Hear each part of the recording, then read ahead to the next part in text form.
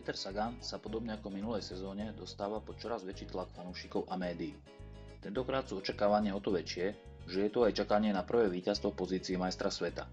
Schválne netvrdíme, že to bude prvé víťazstvo v drese majstra sveta, keďže slovenský cyklista sa predstaví v červenom drese pre vedúceho pretekára bodovacej súťaže. Štvrtá etapa Tirreno Adriatico je už tretia v rade, kde sa jeho meno skloňuje medzi najväčšími favoritmi. Nie je sa čo diviť, stačí sa pozrieť na profil etapy. Ten je kopcovitý s rovinatým dojazdom. Ale pozor, podobná etapa bola na programe v piatok na Paríž-Nice a dopadla úplne neočakávane, keď sa z triumfu po samostatnom úniku tešil Alexej Lucenko. Na pretekoch dvoch morí však takéto nečakané vyústenie štvrtej etapy považujeme za málo pravdepodobné.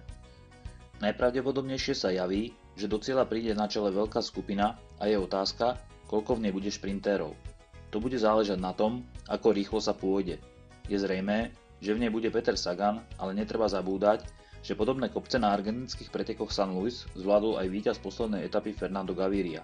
A ten ukázal, že vie byť poriadne rýchly. Podobne ako v predchádzajúcej etape, treba počítať s trojicou talianskych jazdcov Elia Viviani, Giacomo Nizzolo a Saša Modolo. Všetci traja sa zmestili v tretej etape do najlepšej osmičky, Viviani dokonca skončil pred Petrom. Aj keď naposledy záver nevyšiel Edvardovi Boassonovi Hagenovi, vynechať ho vo výpočte favoritov nemôžeme. Naopak, kopce by mali odpárať Caleba Evana a Marka Cavendisha. Očakávaný šprint väčšej skupiny by mohol prekaziť úspešný únik. Ten však naráža na problém, že v celkovom poradí ešte nie sú veľké rozdiely a jazdci na celkové umiestnenie si nebudú chcieť komplikovať situáciu pred rozhodujúcou 5. etapou. Ak by sa však do úniku dostala skupina s výraznejšími stratami na lídrov, bol by to pre týmy s odolnými šprintermi problém.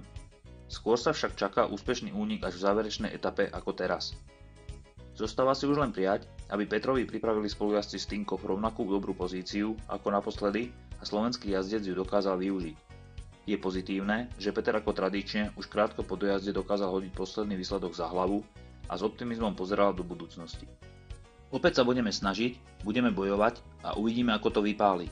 Preteky sú preteky a každý deň je iný. Tirreno Adriatico ešte nie je u konca a stále som presvedčený, že tu môžem vyhrať etapu. Okrem toho, hlavné ciele sezóny sú ešte len pred nami a pracujeme na tom, aby sme ich dosiahli. Neskladal zbrane Peter Sagan.